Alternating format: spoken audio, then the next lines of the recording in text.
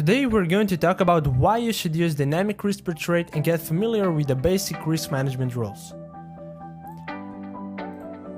Hello traders, welcome at Forex Trading Traders. My name is Marian Andrijavec and I recommend this video to everyone who wants to increase overall trading performance and protect your capital. Have you ever been in a situation where you had to enter two trades at the same time, but of course one of these setups were looking much better and you liked it more, but both were quite okay? What to do? Firstly, you have to define what is the quality of the current setup by using written checklist. For example, price is on a good structure. We have a divergence. RSI is oversold. We have got engulfing candle, etc.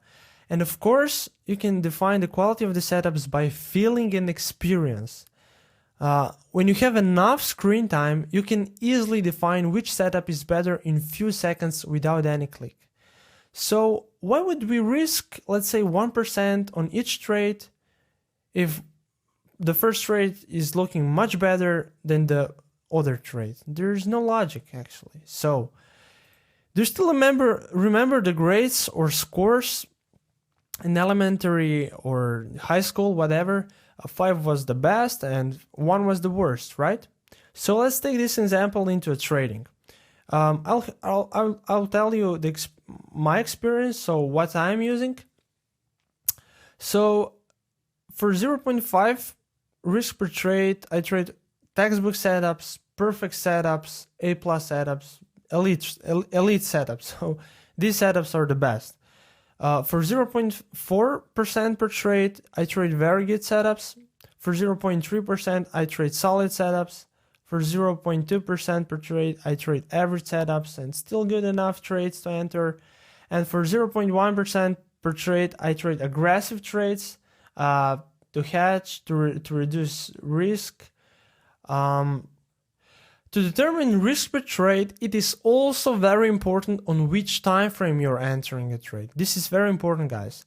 I personally trade weekly, daily, 4-hourly, and sometimes 1-hourly charts. And I know that the duration of trade will be different, for instance, on 1-hourly setup than weekly setup or trade, whatever. So my rule is to not enter any 1-hourly setups with 0.4 and 0.5 risk per trade, because I know that I could lose this trade in much shorter time on a 1-hourly than on a weekly, which would expose me to a bigger unnecessary risk. So you have to manage that, okay? So to determine proper risk per trade, you need to define and see what is the quality of the setup and the time frame of the setup. So you must define the quality of the setup and the entry time frame.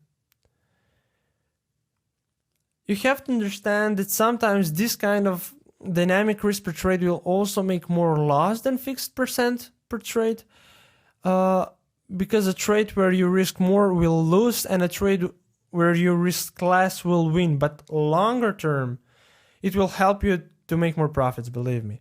But you have to seriously define and know what is perfect, very good, average, and aggressive setup, okay? This is very sensitive stuff, guys, or element, which has to be done with a caution, okay? I've split my risk into 5 parts from 0.1 to 0.1% per trade, and here's the table, you can check. You can also split that only into 3 parts instead of 5, but it is very personal, okay? Okay, guys, so now I'll show you an example of 2 trades I've done in April. The first one was pound Aussie and the second one was pound dollar. And I've set orders at the same time. And this kind of dynamic risk per trade helped me to gain more in this particular case. So I actually have got an idea for this video from my actual trading. So this is very powerful, guys. So the first trade was a pound Aussie. Here you can see a structure, nice solid structure. And I've entered on a daily sword pattern. I call this candle pattern sword because it looks like that, but more about this candle another time. So I've risked, I'll just show you how I've entered it. Here was my entry, stop loss and take profit was here. And I've risked 0.3% on this trade because my overall bias for pound pairs was bullish because we've got a lot of exhaustion on all the pound pairs. And here's the second trade I've entered. It was, excuse me, it was a daily pin bar. I call it engulfing pin bar because this pin bar engulfed the previous one. So it is engulfing pin bar.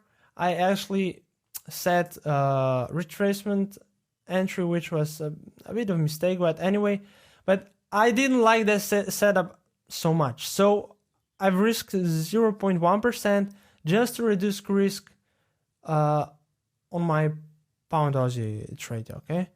So we've got some nice candle formation on a structure right now, but it's not the topic for today.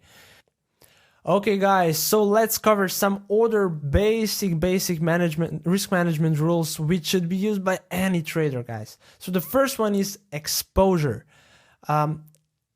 Here, you have to define what is your maximum percentage loss with all open position.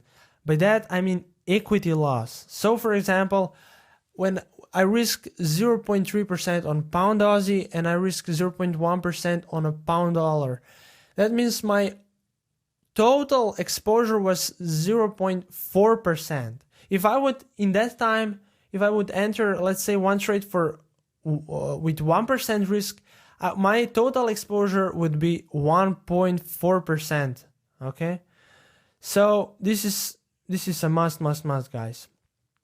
Next, the daily limit. What is your daily limit in percentage, in trades, in pips, whatever?